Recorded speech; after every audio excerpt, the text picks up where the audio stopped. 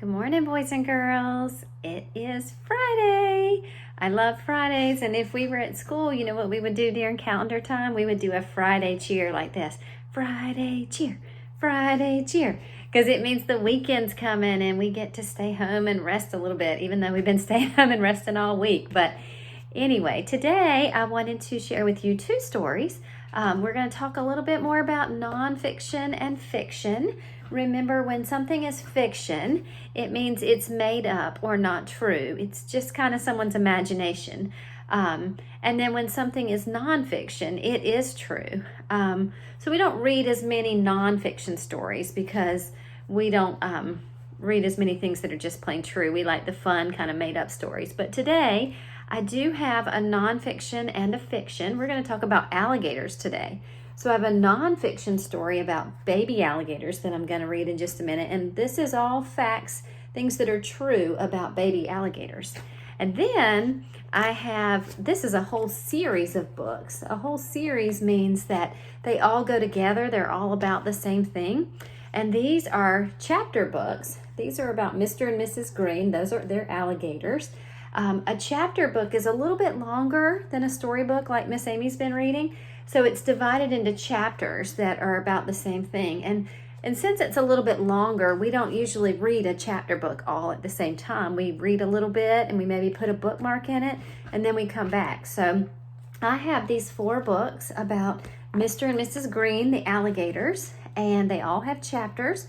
So what I'm going to do over the years, I'm going to read them to you. But today, we're going to start with the first one, Meet Mr. and Mrs. Green, and we're just going to read one chapter, just the first chapter about them going camping. And then I'll put a bookmark in it, and later on, either on a video or in class, I will read you another chapter until we read all of these books about Mr. and Mrs. Green. But I'm going to start with the nonfiction or the true book. This is called Baby Alligator. It's written by Ginger Clark. She's the author. All right, and it's illustrated by Nancy Twynham. That means she drew these pictures. All right, so let's learn about baby alligators. When we read a nonfiction book, we're really reading it to learn new information. So let's see if we can learn some new facts about baby alligators. When we read a story, we always go top to bottom, left to right. That's how the story goes. It is morning on a lake in Florida. A baby animal is crying. Cheep, cheep, cheep. That sounds like a bird. But is it a bird? No, it's not a bird. It is a baby alligator in a nest of sticks and mud. She has cut open her soft egg. She pokes out her head. She blinks her big black eyes. You see the baby alligator coming out of her egg? All around her, other baby alligators break out of their shells too. It is a big family. As many as 40 babies are born at one time. That's a lot of baby alligators. All from the same mother. See the big mother alligator right there? The baby alligator is only about 9 inches long. Let me show you. That is about maybe that long. Not very big for an alligator, is it? She is black with pale yellow stripes, and later as she gets bigger, her yellow stripes will fade away. She has bony plates on her back, and her legs and sides and belly are covered with smooth, horny scales. The little alligator is very hungry. She begins to wiggle toward the water. Do you see her? The mother alligator takes some of the babies to the lake. Now, this is funny how she carries her babies. She carries them in her mouth. Oh, my goodness. Sometimes a mommy dog will carry her puppies in her mouth, too. It's not a long trip, but danger is all around. Otters, raccoons, snakes, and birds are nearby. I see the raccoons right there. I see a snake down here, and there's a bird. All of these are predators, and they like to eat baby alligators. The little alligator is lucky. She makes it to the water. Now she can eat lots of insects, snails, tadpoles, and fish. What an interesting thing to eat. I don't like to eat insects and tadpoles and snails. Do you? In about 6 years, when she is grown up and she's a big alligator, she will eat raccoons, snakes, birds, and turtles. What about people? Do alligators eat people? Well, most people are too big for alligators to eat, but alligators are not friendly animals. So if you ever see an alligator on the ground or somewhere, you shouldn't go towards it. The baby alligator's mouth is full of sharp teeth. Wow, look at all those teeth. When she loses a tooth, another will grow back in its place right away. She may have as many as 6,000 teeth in her lifetime. That is a lot of teeth. Her teeth are small now, but a grown-up alligator has teeth the size of arrowheads. Those are really big teeth. Most alligators can grow to be 15 feet long. That's about as long as a pickup truck. Now think about that. She started out about 9 inches, and she's going to grow to be as long as a pickup truck. Now the little alligator is 6 months old. She is 1 foot long, so she's about as long as a ruler, about that long. She's a good swimmer, and she can wave her tail back and forth. She also has webbed feet like a duck. The little alligator can stay underwater for a long time. She can close her throat, nose, and ears, and no water will get inside. She also can see in the dark like a cat. At night, the little alligator hunts for food. She hides from animals until they get close, and then she snaps them up. So here she can kind of hide right under the water with just her eyes sticking out. She might be about to eat that frog. Many months have passed. Now winter is coming. Soon it will be too cold for her to stay outside. So she digs a deep tunnel in the mud. She will stay there until spring. See her in her tunnel? It's kind of like a little nest. Alligators are cold-blooded animals. That means their body temperature changes as the temperature outside changes. Hot weather makes them get hotter and makes their temperature go up, and cold weather makes their temperature go down. People like us, we're warm-blooded animals. Did you know we're animals too? We are. Unless you have a fever, your body temperature stays about the same. That's what happens when you're warm-blooded. But cold-blooded, like alligators, changes with the weather. Alligators are called reptiles. They have scaly skin like snakes and long tails like lizards. The word alligator comes from a Spanish word for lizard, which is el lagarto. That sounds kind of like alligator, doesn't it? El lagarto. All reptiles are cold-blooded. That means their temperature changes based on the weather. Crocodiles are a type of reptile too. They look a lot like alligators, but when a crocodile shuts its mouth, you can still see its big front teeth.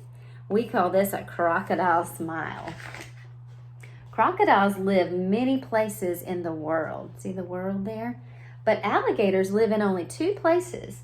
They live in the southern United States, down in Florida, and they also live in the country of China. Alligators and crocodiles have been around since the time of the dinosaurs. Scientists have found the bones of a crocodile called Dinosuchus. Dinosuchus was 45 feet long. That is really big. That's like 3 trucks in a row. Its jaws were huge. It had teeth like daggers or sharp knives. It may have hunted and eaten dinosaurs. Not very long ago, hunters were free to kill alligators. Purses and shoes were made from their shiny, smooth skins. Now alligators are protected by laws in most places. But some people still kill alligators because they are afraid of them. Maybe now that you know a little more about alligators, you will not be too afraid of them. Just be very careful. So that's our nonfiction story about alligators. And now I have a fiction story. So this is not true. This is just made up. This is Mr. and Mrs. Green. It's written and illustrated by Keith Baker. And like I told you, this is a chapter book of lots of adventures that Mr. and Mrs. Green have. But we're just going to read one chapter or one adventure today. And it is about camping. Have any of you ever been camping? Do you like to go camping? Miss Amy loves to go camping. So we're going to see what happens with Mr. and Mrs. Green, the alligators. It was a Saturday morning. It was sunny and it was hot. "Let's go camping," said Mrs. Green. See her right there? Mr. Green had never been camping. He was excited. Life with Mrs. Green was full of adventure. "We need a tent," said Mrs. Green. See, she's thinking about a little tent. "A big tent," said Mr. Green. He's thinking about an even bigger tent with lots of space and room. "We need sleeping bags," said Mrs. Green. "And pillows," said Mr. Green. "Soft and fluffy pillows." "We need food and water," said Mrs. Green. "Like chocolate bars and marshmallows," said Mr. Green, "and soda pop." "We need warm clothes," said Mrs. Green. "And bunny slippers," said Mr. Green. They're taking a lot of stuff camping, aren't they? Mrs. Green continued checking her list. "We need a camp stove, we need boots, we need a first aid kit, we need flashlights, we need matches, we need hats." You got to pack a lot of stuff when you go camping, don't you? "We need a harmonica." Do you know what a harmonica is? That's a little musical instrument that you blow into and make music. Mr. Green likes the harmonica because he's a musician. "We need paints and paper," said Mrs. Green. Mrs. Green is an artist. She likes to paint pictures. "And we need a map." "A map?" asked Mr. Green. "Oh, look, there is a question mark." He just asked a question. "A map?" That is what we learned about yesterday. "We need a map?" he asked. "Yes, this map," said Mrs. Green. "I made it last night." Oh, Mr. Green began to worry. We're going far away, he thought.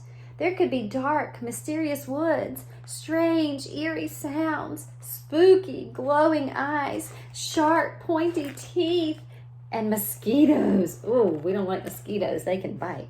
Mr. Green was not excited about camping anymore. He was scared, and he hated mosquitoes. But Mrs. Green wasn't scared. She was ready to go. See her? So Mr. and Mrs. Green hiked over their welcome mat and down their front stairs, past Mr. Marble's rock garden and his barking dog Boulder. I don't know if you can see it, but there's his little doggy barking. Beside their favorite picnic spot, where Mr. Green once ate 6 watermelons, across Pollywog Bridge. You see Pollywog Bridge? The best fishing spot in town. Almost around every pothole in Dandelion and Shortcut Alley, and through a squeaky back gate that looked and sounded very familiar.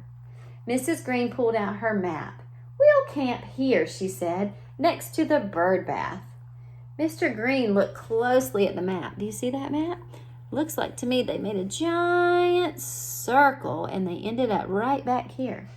He saw the path they had just traveled. It ended in their own backyard, their cozy, comfortable backyard.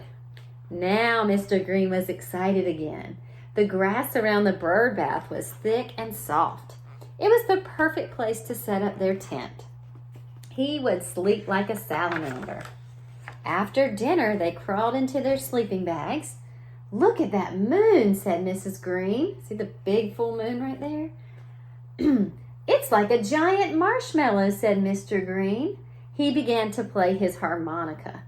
I'm going to see if I can show you the picture so you can see that little harmonica. See, it's a little instrument you put and you blow air into it. But he fell asleep before finishing even one song. Mrs. Green felt happy. The sleeping bag was snuggly, the stars were twinkling, the frogs were croaking, and best of all, Mr. Green was snoring loudly by her side. And that is the end of that chapter. So we're going to stop. Miss Amy's going to put in a bookmark, and I will read you more of Mr. and Mrs. Green another time. But that is what I had for today. We read a nonfiction story about alligators, baby alligators, and how they grow. This is a true story. And then we read a fiction story or a made-up story about Mr. and Mrs. Green, the alligators.